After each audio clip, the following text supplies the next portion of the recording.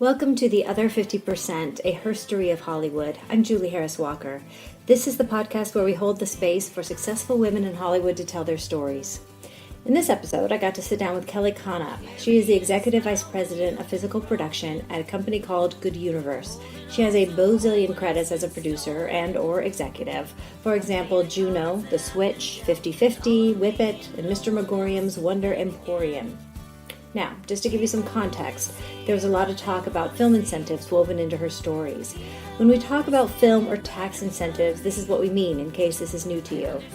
Most states and countries now have incentives for film productions to come and shoot there. They usually offer a tax credit or a rebate to the production. For example, let's say you're going to spend $1 million on a movie. Let's say $800,000 of that will be spent on local labor and equipment. So this pretend state you're going to may offer you a 20% rebate on your local qualifying spend. So, of the $800,000 in local spend, they will give you back $160,000. Now do all that math times 10 or 20 or 100. It adds up and it makes it worthwhile for productions to go wherever the money is. And so that's what we're talking about. You can find us at theother50%.com, and you can also go there to buy the Other 50% swag, coffee cups, t-shirts, tote bags. You can also find us on iTunes, Facebook, on Twitter at Other50%, and on Instagram at Other50% Podcast. And we now have a sister podcast called The Other 50%, a herstory of tech. You can also find it on iTunes or on the same website. That's where I talk to successful women in all kinds of technical industries and hear their stories. Really interesting stuff and great guests so far. Okay, here's Kelli. Okay, tell me, what is your job now? I'm the Executive Vice President of Physical Production at Good Universe. Which is in LA. Yes. And you have the job while you're here. I live in New York, yes. How do you do that job from here? Well, modern technology. On the phone, modern technology, email, travel some. So it's not that dramatic. It just works out. It isn't. I mean, realistically, even if I were sitting in LA, I mean, I would enjoy the camaraderie of my coworkers. But most of the people I deal with in making a movie are on the phone.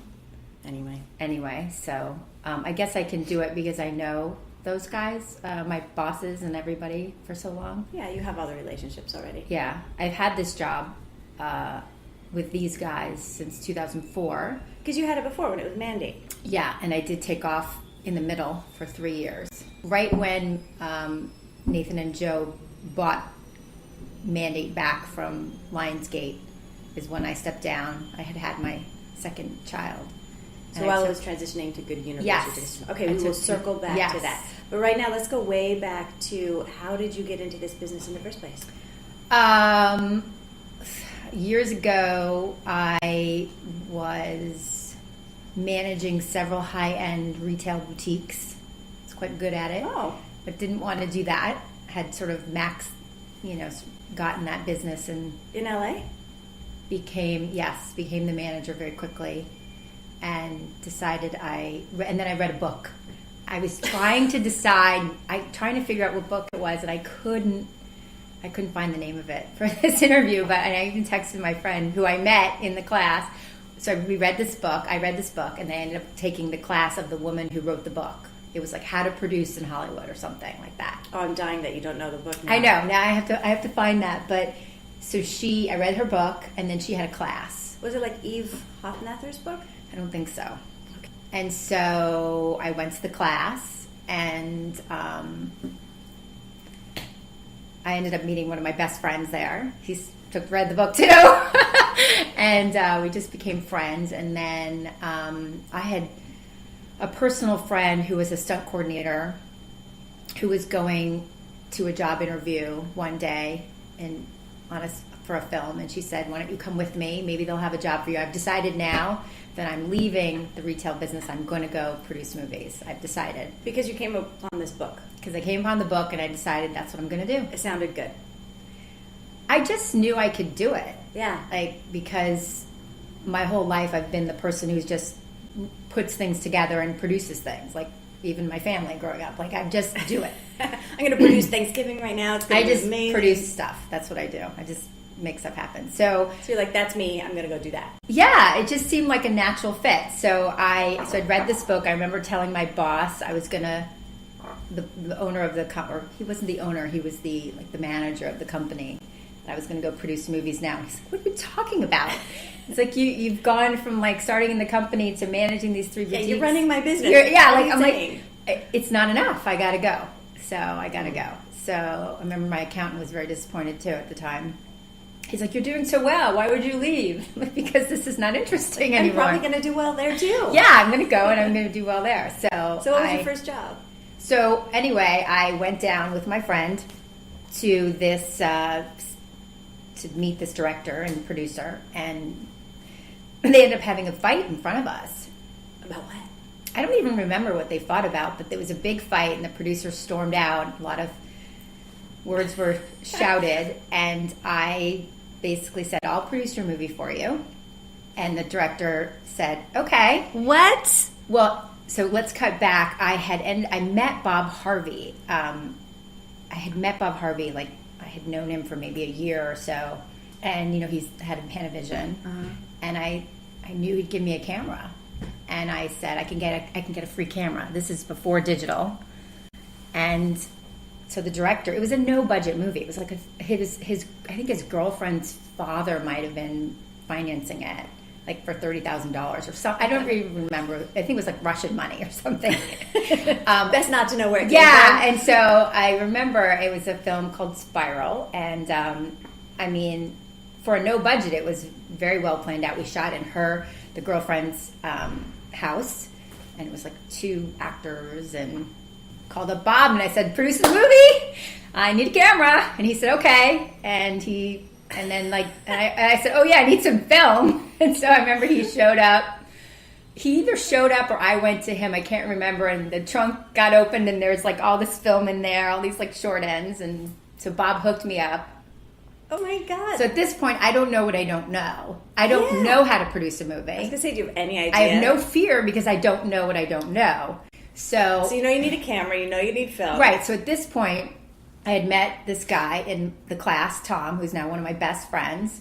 And I called up Tom and I said, I'm producing a movie. Literally, it was like the next month after we took this class. He's like, oh my God, that's amazing. It is so amazing. I said, but I don't know what I'm doing.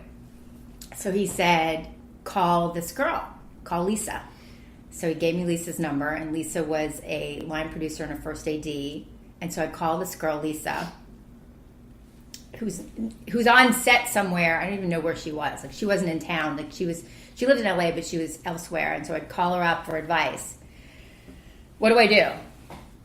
She just said, just dial for dollars, and now you have a camera. Call the Grip House, the Grip and Electric House, and just say, well, Panavision gave me a camera. Why can't you give me grip equipment? So I did. So I called.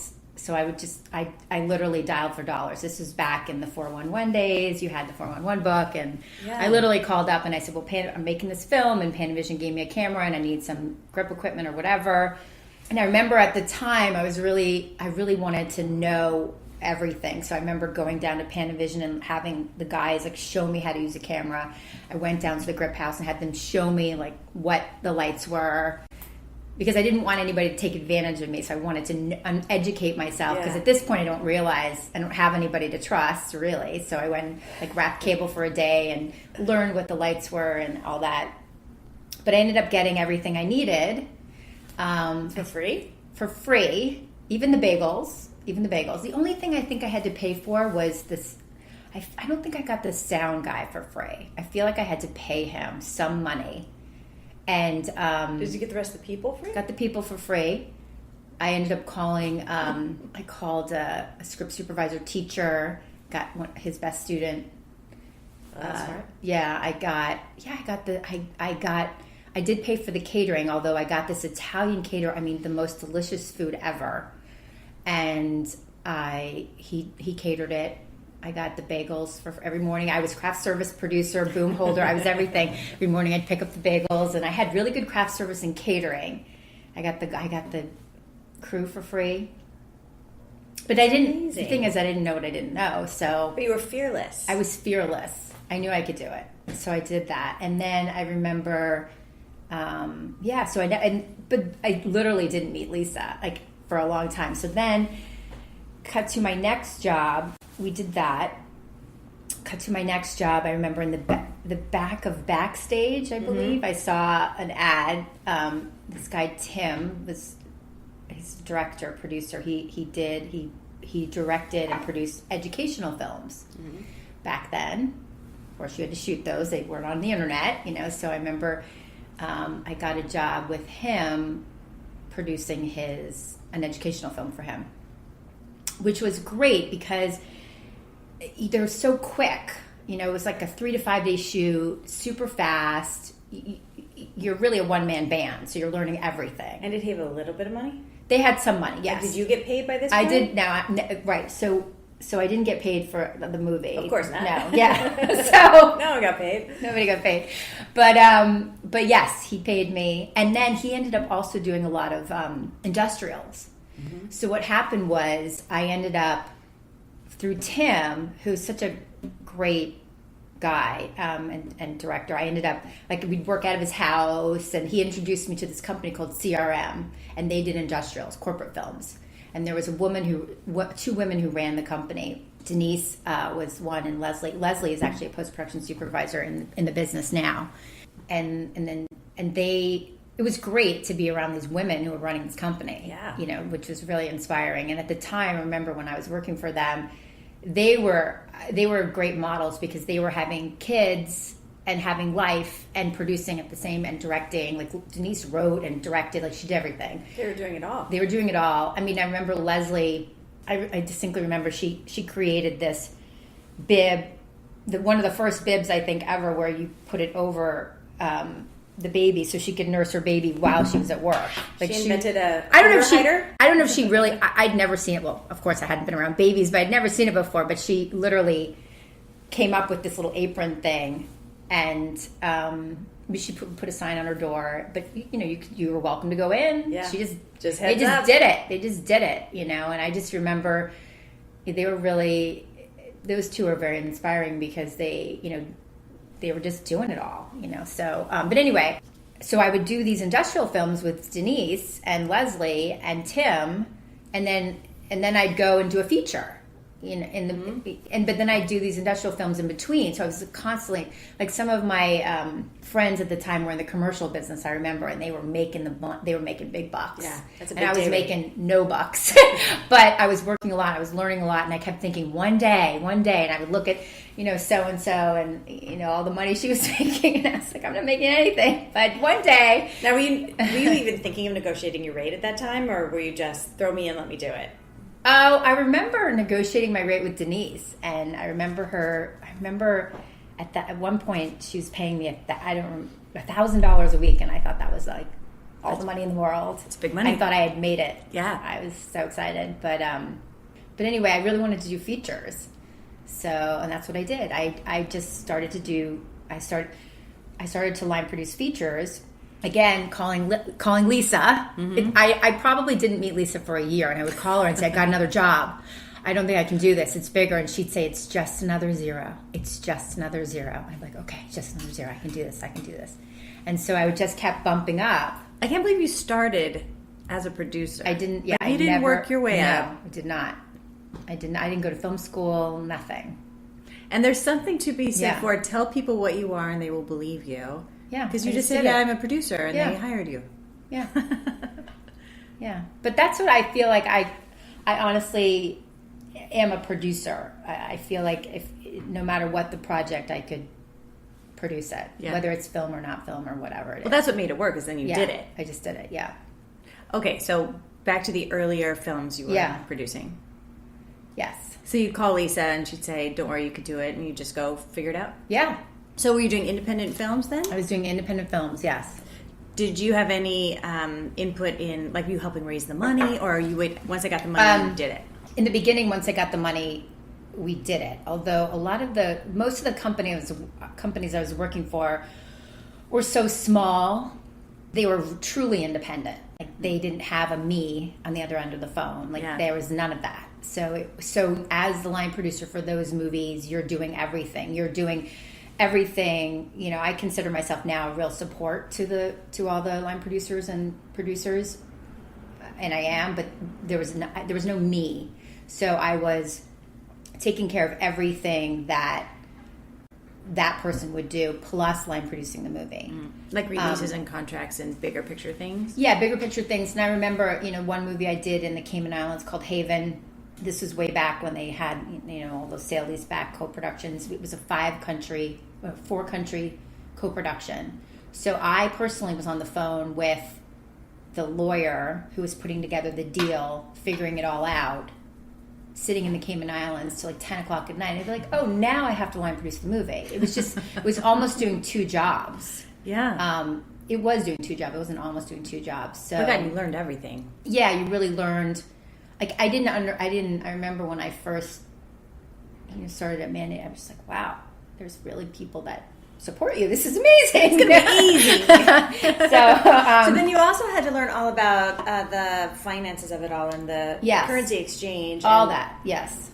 Wow. I learned everything, yeah. And I think my learning curve really went up when I started traveling and producing movies elsewhere, which was the best thing I could ever do. It's my biggest advice for anybody who really wants to be a line producer is go. Just go, keep your overhead down, and leave. Do not stay and just make movies in one place, because you need your learning curve to go up. And so I went and I made a film in Budapest, and when it wasn't popular.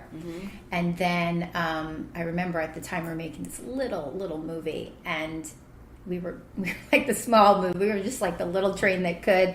And then Spy Game came in, and they like literally came in on a whim because they were supposed to go somewhere else, and there was fighting somewhere else. I can't remember where they were supposed to go, but there was something happening, and they couldn't, so they came to Budapest instead, and they literally bought up everything, whether they needed it or not.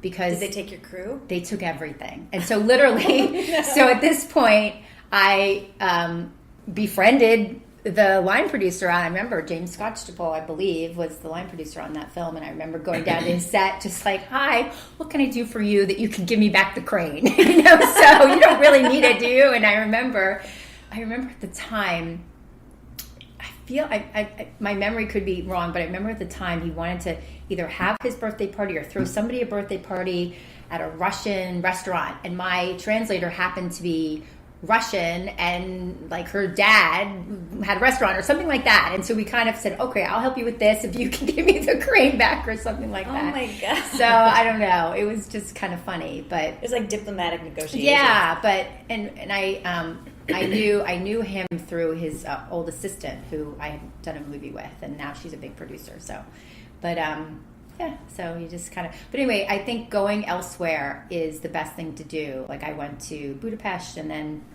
at the time, the guy who was financing the film in Budapest wanted to start a German tax fund back when all those were the rage. And I literally remember him calling me up and saying, here's read these 4 scripts. We're getting on a plane tomorrow. We're going to Germany. We're going to do one of them? No, we're going to do all of them. We're going to start a tax fund, and we're going to finance 7 films or something. And I was like, okay. So like literally on the plane, like reading the scripts, and we get there and we met with these German producers in Cologne, and they all started this tax fund, and then it was my job to sort of figure out where to shoot all the movies they were going to shoot. We were going to produce. I personally did not produce all of them. I produced one of them and helped out with the others, but I ended up going to every single city in Germany and touring the studios and meeting with people, which was amazing. What an opportunity. Yeah. I went everywhere. And so that was great. And then I ended up making a film in Berlin. Can you explain what those tax funds were? Yeah, it was basically it was providing tax write-offs for wealthy individuals. You could sell the credit. It was that kind of a thing that we have in other circumstances now, but back then, that's what it was. It was one of the early tax incentives. Yes. So okay, great. So you learned the whole German movie making industry. German movie making. And How long were you there? I lived there. Well, I was there on and off for about 2 years. Yeah. So I ended up making one movie there, and then we were trying to make another movie, so I went back, but then that movie got shut down or whatever. But I was there on and off for 2 years. I even tried to learn German. I was going to say, do you speak German? Very hard. German is a very hard. hard language. I took it all through high school and all through grade school, and I can order a cup of coffee and maybe that's it. I can understand, at the time, I could understand a lot more than I could say. But I remember having Thanksgiving there one year. I was going to cook Thanksgiving, and just going to try to get all the ingredients was quite interesting. Well, they probably weren't fully stocked for American Thanksgiving. No, you know how I got the turkey was I called the American consulate and got a turkey where all the expats get a turkey. But I remember at the time, the refrigerators were so small, I couldn't fit the turkey in the fridge. So I literally left the turkey out. It was cold, so I left the turkey out on the porch overnight. Perfect. And then, cooking it in the oven, which was so small, I literally had to tie the oven up, and it never really fully closed. Bungee corded the oven. Bungee corded the oven, yes. So, but that's great. Now, were you working for an American company at the time, or was it just people who went to Germany to start this tax fund? Well, it was really the tax fund that was making the films. But I was sort of hired as the producer and line producer. I was a producer on the movies, but I was also the line producer. So that's who I was working for. Okay, so what happened after that? I had met a good friend. We meet. I'm trying to remember how we met. Probably through Lisa, because who knows? Lisa introduced me to everybody. Lisa. Robbie Brenner. We had met, and we tried to make this movie for a couple years called Vanish that Mark Forster was going to direct. So the three of us tried to make it for a long time, but we never did make it. But we became friends. And she ended up. She met this writer-director, Frankie Flowers, and he wrote a movie that takes place in the Cayman Islands, where he was from. And so she calls me up and she's like, "Kelli, I met the next Mark. His name is Frankie Flowers. You got to read the script." And I was like, "Okay." And Robbie has impeccable taste, so I figured anything. I read the script and I loved it, and I love Frankie, and so we went to the Cayman Islands. We tried to make that movie. It took a long time to make. The financier wanted us to shoot it in Puerto Rico at one point, and luckily we had gone down to the Cayman Islands, and we were there a while, and we had no money. But Frankie's family was very well known on the island. He's like the unofficial mayor. I mean, everybody loves Frankie. Oh. You get off the plane and there's literally it's like Frankie. Exactly, and there's drummers and Frankie's here. It was just the most loving place. And so then did you have places to stay? Oh, you just stay with Frankie. I mean, if you're on that island and you're in trouble, just say you know Frankie and it's all good. His dad was also Frank Flowers, and his dad, at the time, he owned, I believe, the water company and the airport security company and some other stuff. So we worked out of his offices. The most loving family ever. Anyway, we had gone down there, and we didn't have any money, so I literally remember I had these flyers. It's going to take an island, like Hillary Clinton's book. I copied that. It's going to take an island to make this movie, but everybody loved Frankie, so everybody wanted to help. So I literally went to visit everybody and to try to get this going, and including the president. Frankie, we literally had a meeting with the president of the country, and he's like, "What do you need?" And so I said, "I need work permits." So he literally, I don't know the regular scenario of getting a work permit in the Cayman Islands. There must be some kind of process. I'm not sure about the regular process, but we definitely had a condensed process. But he was quite helpful. If you ever had a problem, you just called the president. Just call the president. No big whoop. So, but it was hard to make that film because of the financing. So we had 4 countries, and when you do one of these co-production, you can only spend, say the budget is $10 million, you can only spend $2.5 with each country. Yeah. So we had so all day long I have this budget, and it's tagged for every country, and I had to make sure that I'm not going over the spend for each country. So I had I called the Germans, the German Sparks from my Germany days. They flew in, comes to the Cayman Islands, and I had German electric crew. I had an Irish art department, a French camera crew.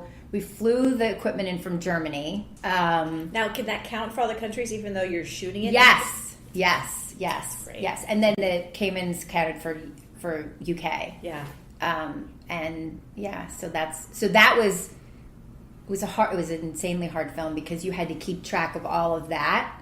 You couldn't just hire Americans. You couldn't do that, so It's a giant jigsaw puzzle. oh my God, it was crazy. And at the time, it was very hard. And then I had to make a change with my UPM, like right in the middle of prep. And that was that was very hard. It was very hard. It was a very hard movie to make. I mean, I definitely, we survived though, Robbie and I, and Frankie. But Frankie is such a lovely director and person that if I hadn't had that connection, I don't know.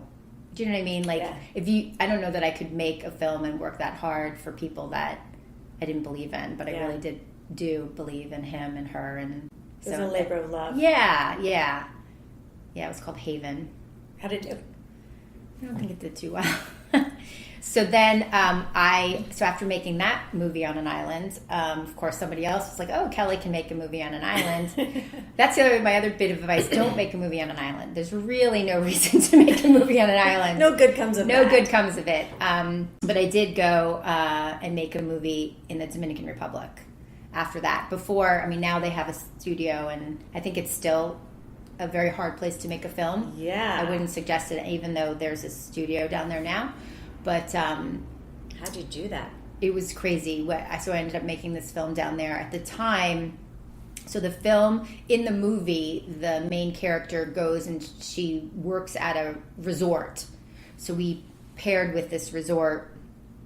So they gave us free rooms and food. It was like an all-inclusive thing. So we shot there, promoted their brand, and got to stay there for free. But we shot a lot at the resort, but we still had to leave the resort and shoot elsewhere, which was really, really difficult because at the time, the there had just been an election. There was a new president coming in, and everybody was very upset. Which I guess I wonder what that's like. We can all relate to. But I remember we were trying to get from point A to point B for the new shoot or for the new location, and people were like burning mattresses in the street, and the old president or the new president, somebody had turned off the electricity. So these poor families, with children with, milk and eggs and everything in their fridge now going bad. They're mad. They were great. Of course. It was really unstable. Very unstable. Dangerous. Very dangerous. And yeah, that was, there's stories of that. I'm sure, it puts movie making into perspective, doesn't it? Oh, and then there was nothing. So you had to bring everything in, and it all went through customs, and then getting it out of customs was a whole. It's like a nightmare every day. It was crazy. It was crazy. Yeah. Was there a lot of cash that happened? There was a lot of cash, but the frustrating part was I knew that there was cash, and so I remember, our equipment hit the island on a Tuesday, and I remember saying to, I had a lawyer who later I found out was on the take also, but I said, look, I'll tip anybody I need to tip, just need my equipment. Oh, no, we could never accept the tip. Pretending. As the other hand is reaching out towards you? And it wasn't until Friday that they accepted the bag of cash, and I said, I don't want to pay you that on Tuesday, I just wanted my stuff. So it was a little crazy. I ended up getting personally sued while we were down there. It was crazy. It was. Oh my God. Okay, are you going to tell me some tales from the trenches at the end? Okay, sure. Good. Okay, let's save that. So I made that film while I was down in the Cayman Islands. I had, after I tried to make Vanish with Robbie and Mark, when that didn't happen, I ended up going to make, at some point I made a movie with a guy named David Bixler, who became a mentor of mine. And we made that movie. I line produced this one movie for him. And then we went on and we made a couple movies for Universal. Or I should say I did. We made one together. It was a sequel to Beethoven. And then the next one came up, and he didn't want to make the next one. And he told them, let Kelli do it. The dog Beethoven? The dog movies? Beethoven, yes. So I ended up making another film with that, for them, another sequel, Beethoven's Fourth, by myself. I produced it by myself. And then I ended up making another movie for them, was the sequel to Bring It On. And on Bring It On, I ended up meeting this girl, Megan, who was who was sort of my production executive on the film. She represented the creative producers who, I was a producer on the movie, but they couldn't be there on an everyday basis, so she was their eyes and ears. And she was amazing, and we just hit it off. And she introduced me to Nathan Kahane, my current boss. And so I'm down in the Cayman Islands, and that's when Nathan called. And he's like, will you come in? And he told me we're buying the production arm from Senator. We're looking for somebody to run physical production. We want somebody who's never been an executive. We don't want to hire your typical executive. We want somebody who just has done it, in it, and who's honest. I remember him saying that. Pretty sure he used that word. Maybe not exactly that word, but what has he been dealing with? I don't know, but he definitely wanted somebody who had that trait, honesty trait. And I thought, oh, okay, seems fair. That's who I am. I mean, that's like I always felt like nobody wanted me to be the people I was dealing with, but so I came back from the Dominican Republic and met with him and Joe and Brian at the time. They were the three partners. And this was when it was Mandate? It was still Senator. They were in the process of buying themselves. So they bought, I believe, they bought the production arm and the international sales arm from Senator. And I remember we were in Vegas for our holiday party. The Grudge had come out and done super well, so they brought us to Vegas. And I had started in November of 2014, and I remember we went to Vegas for this holiday holiday party. Yes. Wow. They're super generous people. Yeah, money was no object. Well, the Grudge had done so well, and Yeah. they're just super generous people, and always very good to their employees. And so anyway, we were in Vegas, and I remember Brian had been up God knows for how long finishing the paperwork on the deal, and I remember him walking in.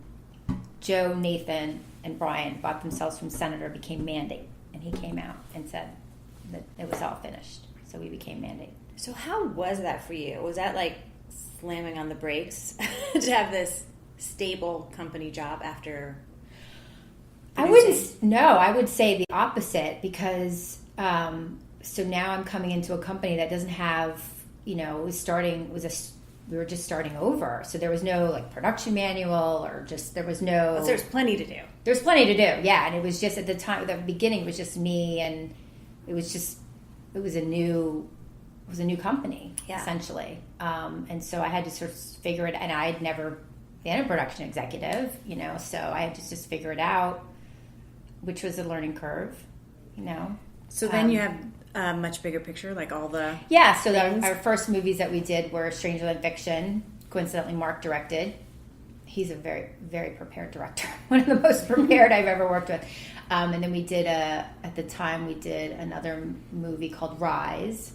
And then a third movie, which was first called Scarecrow, then called The Messengers, which we shot in Saskatchewan. And that was a ghost house film. We also had this partnership with Sam Raimi and Rob Tappert, which were all the genre movies, The Grudge and Ghost House and that kind of thing. They were amazing to work with. So how many films a year did you do then? That first year, I think it was 3.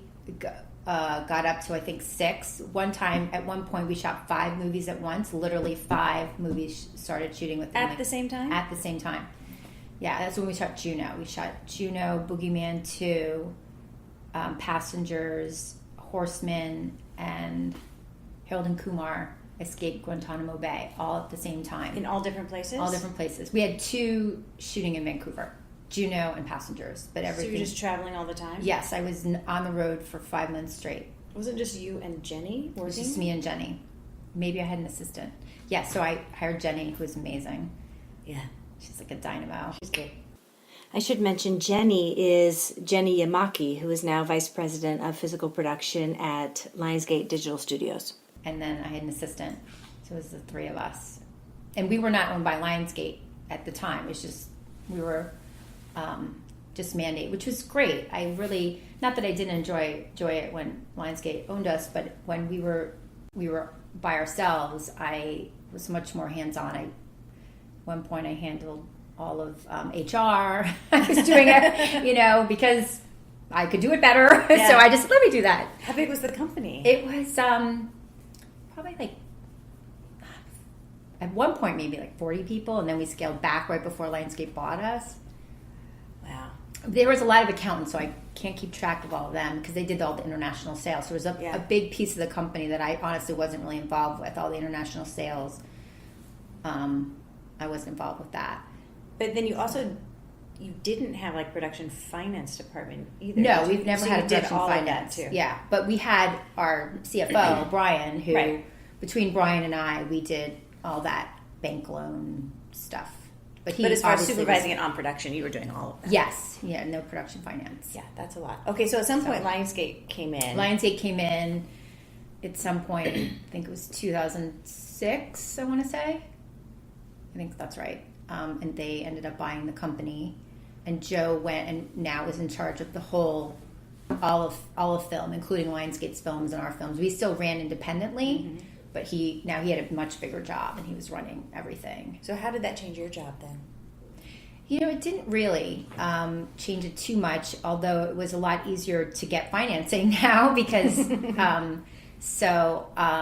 it didn't really effectively change my job. I mean, we moved offices and we still ran independently. Mm-hmm.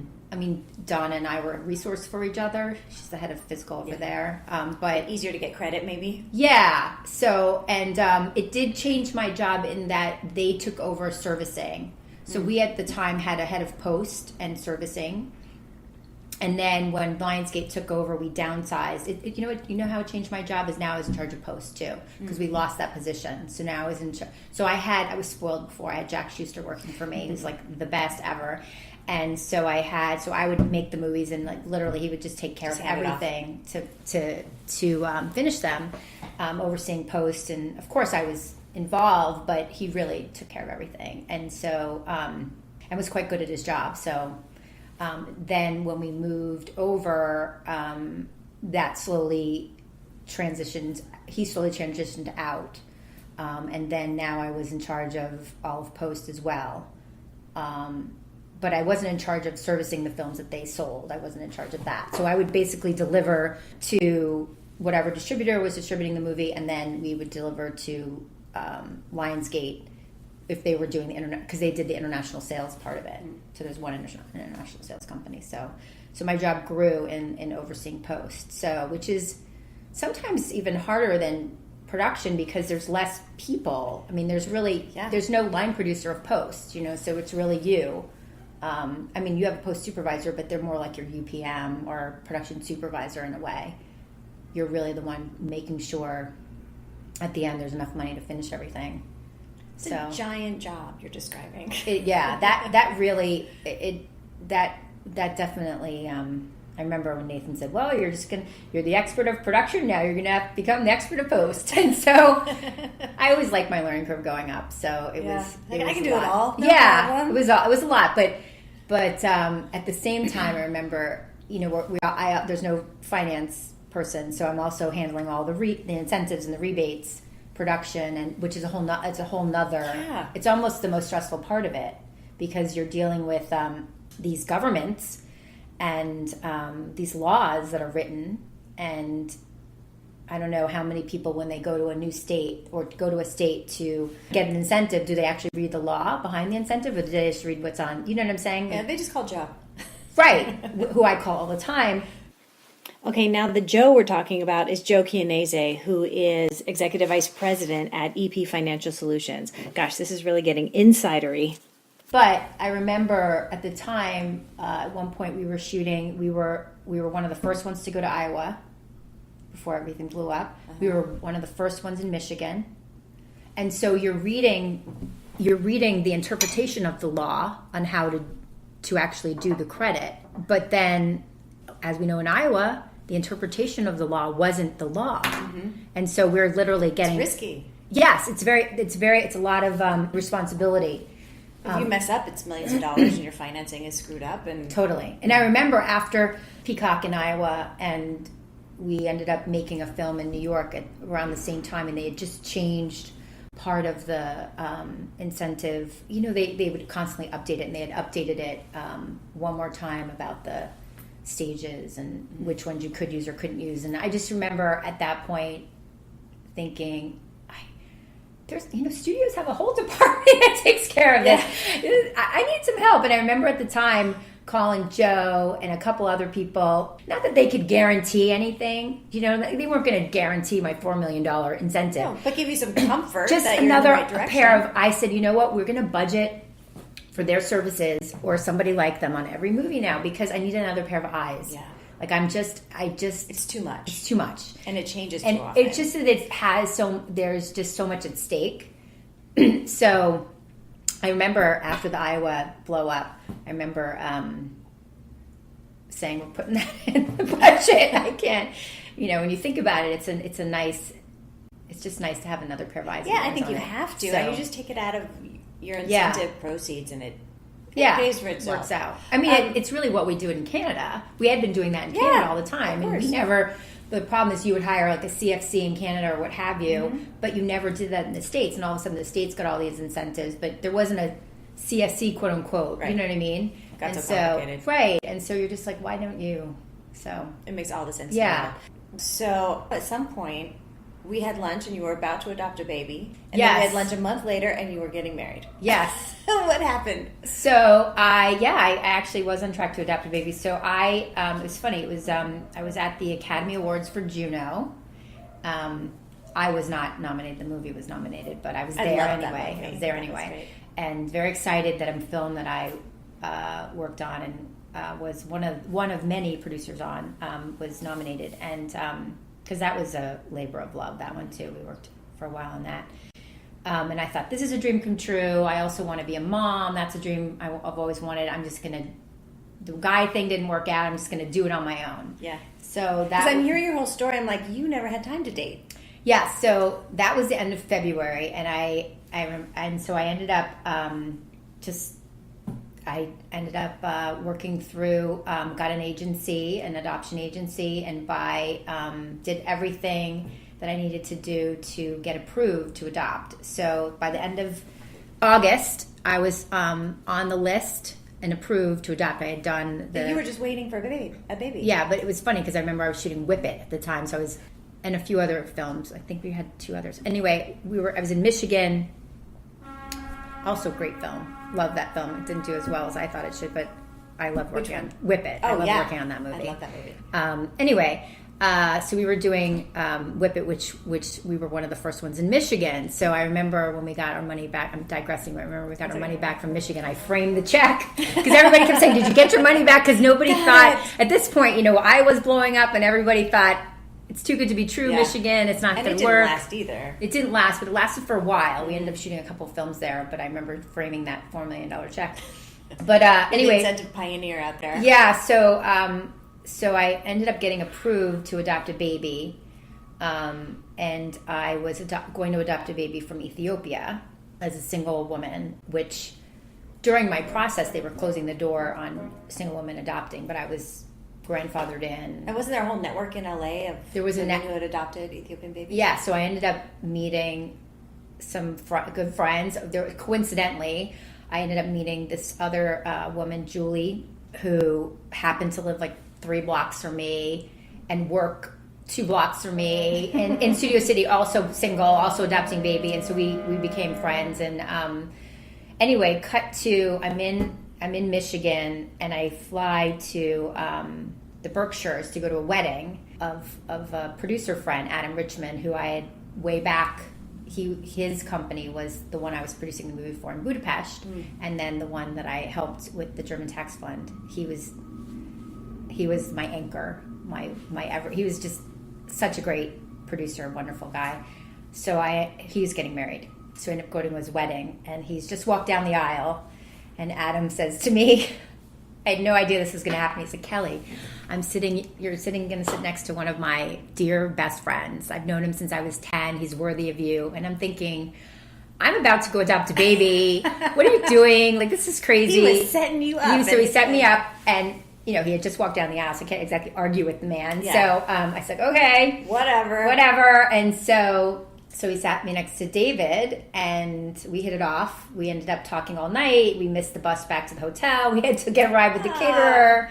And then I happened to be coming to New York 2 weeks later for something, and we went on a date, and the rest is history. Cut to, let's see, cut to Christmas time. I'm getting close. I'm still on the list. I haven't gotten the call, but I'm like ninth, like in line, you know. Okay, back up to, I'm sure at some point, because you've just started dating this guy. Yeah. P.S. I'm on the list to adopt a baby. Well, Was he on board? I didn't realize that he knew. Like, I didn't realize, my friend had told him, I didn't know he knew. And so I remember on the first night at the date, I remember he kept asking me, so it was kind of like he was the girl. And I almost didn't go on the date. It was my friend Julie who was adopting. I remember talking to her. I'm like, I'm not going on this date. This is crazy. I'm about to become a mom. She's like, will you just go have a good time? Yeah. It doesn't have to be, you're not marrying the guy. She probably said to me, will you just go have a good time? I was like, okay. So thanks to Julie, I went on the date, and I remember he kept fishing. When you have a child, or what religion would you raise them, or all of these questions. Was he trying to get you to tell him? Yeah, and so I finally just said, well, when I have a child, probably in like 6 months, and then he caught that he knew, and it sped things up very quickly, because I'm like now, not like, I'm about to become a mom, and the conversations go fast when we realized we both really liked each other, and then it was clear we were in love with each other, and then... So then he was like, I'm in? He wanted to start a family with me. And so in the beginning, I said, well, I'll just adopt the baby, and then you adopt the baby. I didn't get it. I didn't get the with part. And I literally was like totally not even thinking. And he's like, you've made all the decisions. You did all the classes. I haven't done anything for this process. Let's do it together. And I'm just like, I'll adopt the baby and you'll adopt the baby. And he just like, or we could make one. Yeah, and that was his suggestion, or we could make one. And so anyway, so I ended up calling the adoption agency and just being honest with them. I said, I know I'm close to be getting the call. I met this guy, and I don't know if it'll work, but we're gonna try. But if it doesn't work, we're gonna adopt a baby. He said to me, if it doesn't work, we'll adopt a baby. So let's elope. So we start the clock on our marriage, because sometimes, depending on where you adopt from, you have to be married a certain time. International adoption sometimes. Okay, so you got married right quick. We met September 6th. Right quick. Where do I live? We eloped in April. And okay, so you met in November, December? September 6th. And we eloped in April. Okay. Where did you elope? We went to Big Sur in California. Love it. Yeah. So I was making the switch in New York, and we ended up flying back. We go to Big Sur, eloped, and then went back to set, I think on Monday. You're like, hey guys, got married this weekend. Yeah, it wasn't secret. I told people what I was doing, but we just went and eloped, the two of us, and it was amazing.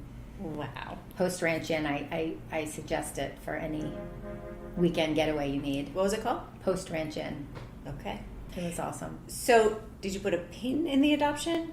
So no, we started trying to have a baby, but at the same time, we went to adoption fairs. Like, I was going to get him up to speed now. And so, yes, I put a pin in the adoption, put the pin in my adoption. Right. And so I put it on hold, and then they gave me a month, and then I put it on hold for another month, and then they said, now you have to choose one way or the other. So I said, okay, I'll give up my place in line. We weren't married yet, but he had proposed, and but they said, and I think I even forgo I had paid all the money too. I said use it for somebody else, so put it somebody who can't afford it. And so anyway, so we started going to these adoption seminars, and so we were getting that ready. We were doing that work in case I couldn't get pregnant, but I got pregnant. I got pregnant in July. You hadn't even known him a year yet. I know. Yeah, that'll happen really fast. Wow. Okay, so you had that baby. I had Jack. Yes. And then you had another baby. Yeah, so I had Jack, and at this point, even when I was pregnant and then with Jack, I was traveling like every other week. At this point, I'm bi-coastal. So you're going back and forth. Back and forth, bringing Jack with me, bringing him to set. Had a nanny that traveled with me. The first time he ever called was on set in Vancouver. Okay, so that could not have been easy. No, it was hard. It was hard. Were you breastfeeding? I breastfed for as long as I could. Yeah. It unfortunately, it didn't last that long, unfortunately. But I don't even know how you keep up with that schedule and the travel and the... Yeah. So then I was lucky enough to get pregnant again. How old was Jack? Freakishly fertile.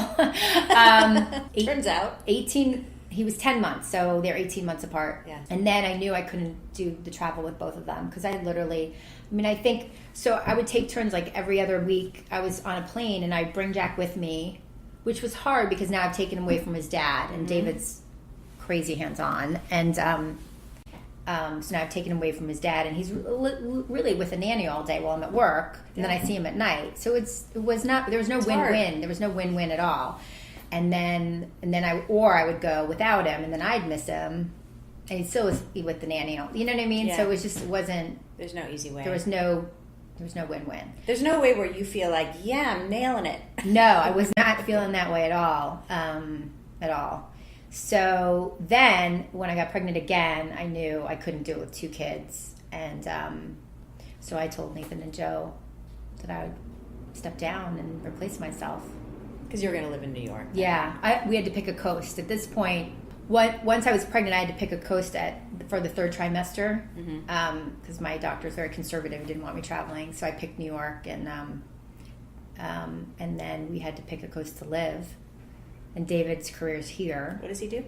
He is a lawyer, but he currently works for Ernst & Young. He's the deputy general counsel. But he could have gotten a job in LA. It would have been a job compared to a career is kind of how I see it. So we picked New York. So I stepped down, and I actually replaced myself with a good friend who was down in the Dominican Republic with me, Matt Leonetti, who is good friends with Nathan. Mm-hmm. So it was a seamless transition because he's great. Yeah. But he didn't stay very long. He only stayed about 18 months and then went to Sony because his old mentor then got the job at Sony and hired him. So, and then I helped replace myself again with Kristen, who we all know is wonderful, and great. And then now this Kristen she mentions is Kristen Carr-Struby, who is also on the podcast. Episode 15. Are you starting to see how small of a world Hollywood is? Kristen decided that she wanted to go and move on to Universal, and so then Nathan asked me to come back for the summer, just to help the transition because I'm so close to Kristen and I'm so close to him, and it was kind of perfect. That would be easy. My kids were in camp, and I said, "Great, I'd love it." And so I came back, and the whole time I'm like, okay, who am I training? Like, let's go, Who are we going to hire? And I'm ready to go and train them and do whatever I need. And they were meeting a lot of people. And then he just said, what about if you stay? And I said, okay, are you sure? I live in New York. Yeah. I'm not going to be on a plane every other week. And he said, no, it's okay. So at this point, they figured it's working.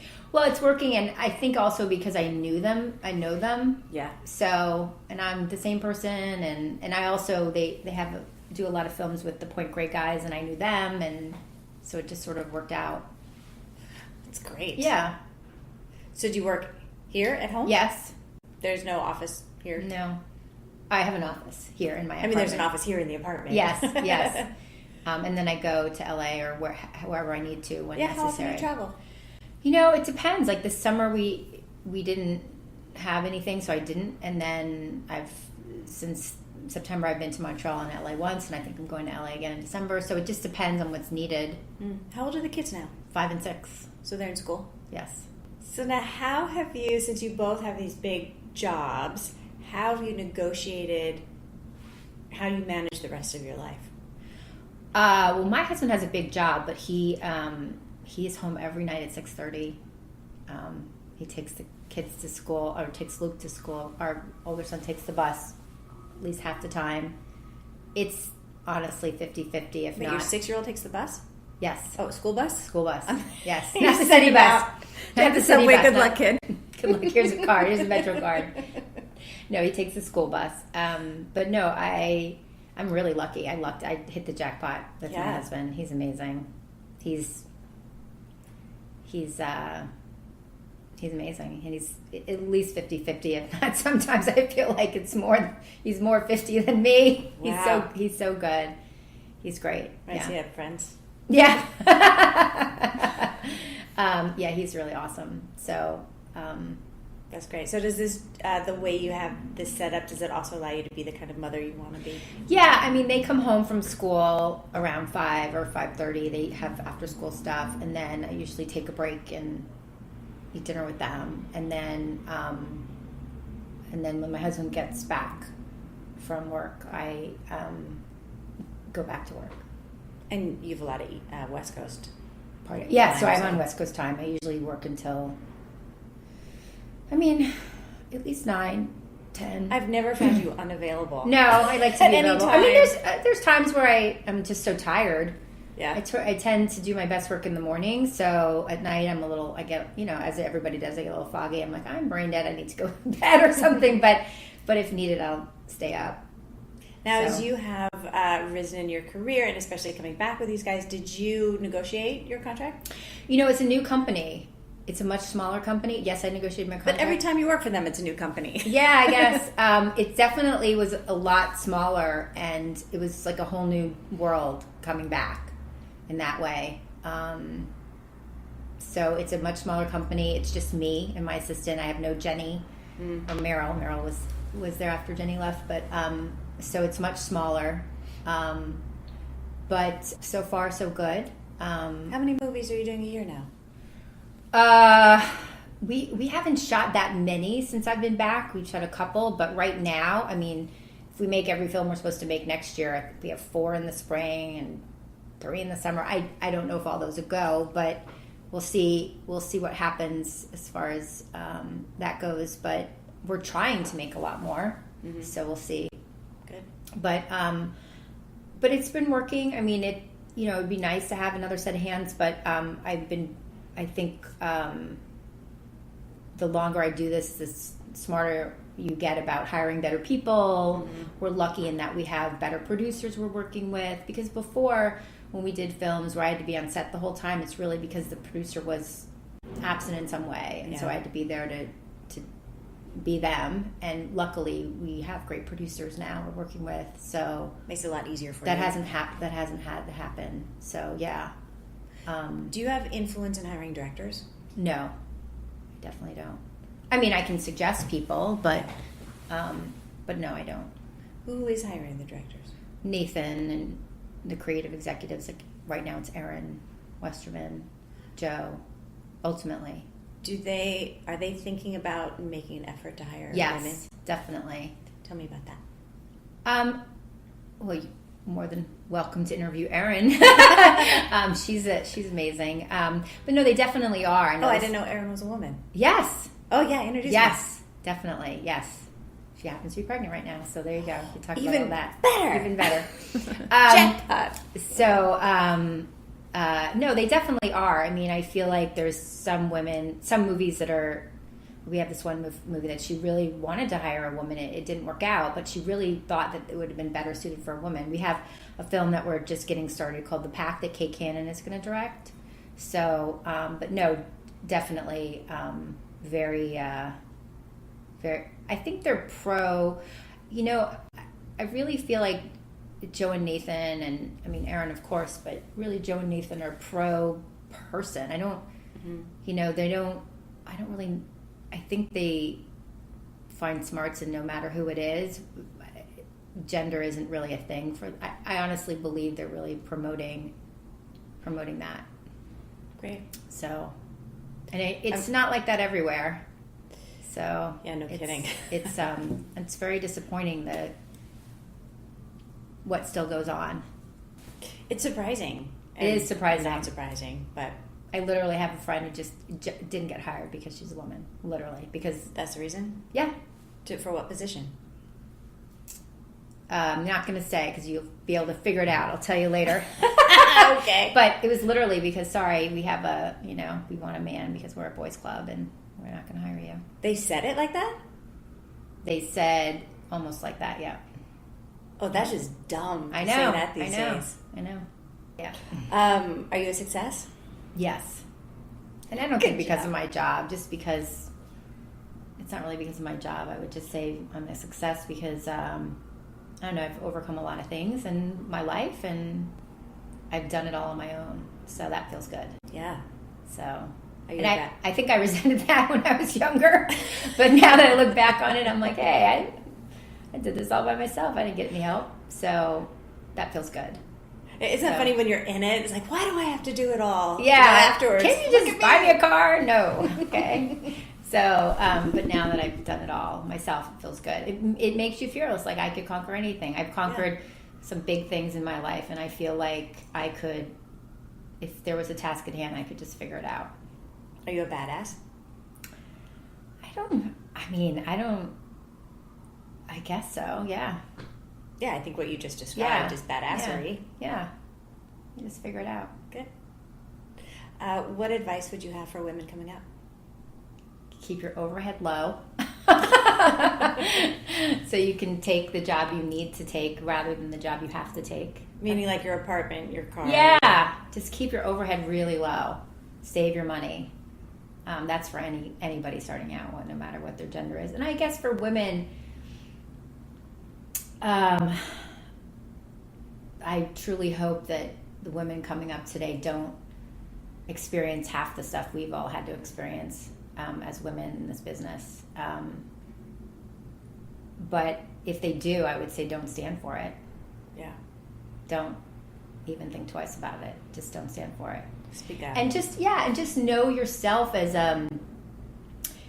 I remember just growing up in this business and being harassed so many times. It teaches you to use your sexuality in a way. I never did, but the world almost wants you to, you know, smile a little more to get that job or whatever it is, you know, and that was what was being taught by default. And I never caved to it, but you feel that, you know, and I don't know. I would just say know yourself, know what you're good at, figure out what you're good at as soon as you can, and you might not know it for a while, so just keep trying until you figure it out, and know that you don't. Know that you don't know what you're good at. And, you know what I mean? Like keep going, but don't. You know, there's no sweeping. Like I'm never going to do this, or I'm always going to do that. Just go. What are you doing today? Just what are you doing today? You know, because you never know. Just keep an open mind to yourself, your own process, and to everybody around you. You know, don't judge a book by its cover. You never know who's going to teach you the most. Mm-hmm. So, don't be shy to ask for help. So, and you'd be surprised who your mentors are going to be. They're not always going to be women. Mm-hmm. Women will cut you down just as fast as men will, for sure. So, what do you think of kind of the state of women in the business right now? I mean, I think it's good that everybody's super hyper aware, but I still think it's really hard. It's not. I don't think it's progressing as fast as I would hope that it would. I mean, I think men get hired. I see all the time, like especially in television. You know, you have a DP who shot X number of shows, and not that they're not worthy. Trust me. You know, or even features. You know, you have a DP or an editor who's done this or that, and they get bumped up way faster than a woman. You see it all the time. Mm-hmm. And not to say that they're not deserving. Those guys aren't deserving, but I just don't see it. I don't see that happen for women that much. And can you put your finger on why not? I don't know. I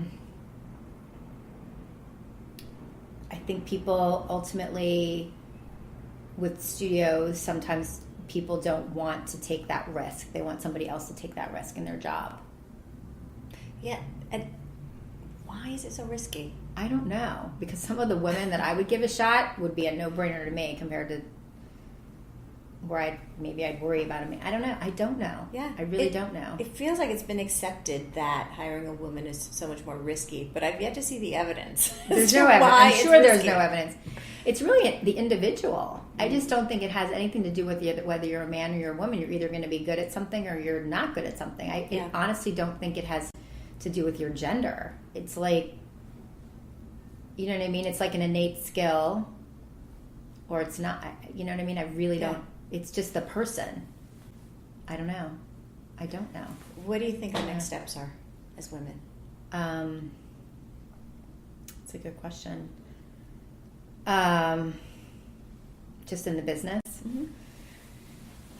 Or the world. Seems relevant right now. I think that there definitely is, as we've learned through this election, I think that there definitely is a bias towards women, that people have a bias. I mean, the only way to change things is to educate people, really. I think educate young people who, I mean, that's the only way to change it, is to get rid of that bias. Get them early. Yeah. How do you think, because there are still so many boys clubs in the business, and it feels to me like it's the boys clubs that need to open up, but how do we make the case to them and show them what's in it for them? Yeah, I think you have to penetrate the boys club with women, like, depending if let's say if the boys club is, somebody has to be their boss, right? Whoever's, at a studio. I mean, there are plenty of women now at studios and in very high level jobs. It has to be that person putting their foot down. You know and what I mean? insisting. Yeah, I think that's what it is. Let a girl in your clubhouse. Yeah. Yeah, I don't know. Thank you so much for doing this. Yeah. You've been listening to The Other 50%, a herstory of Hollywood. I'm Julie Harris Walker. I'd like to thank Kelli Konop for sharing her story, and special thanks to Jonathan Lucas for editing, Jay Rowe, Danny Rosner, and Allison McQuaid for the music. Please find us on iTunes and subscribe and leave a review, and on our website, theother50%.com, all spelled out, for added features, bios of our guests, and the merch. You can also find the new podcast, The Other 50%, a herstory of tech, on the website also. Follow us on Facebook and on Twitter at Other50% and Instagram at Other50% Podcast. Thanks for listening. See you next time.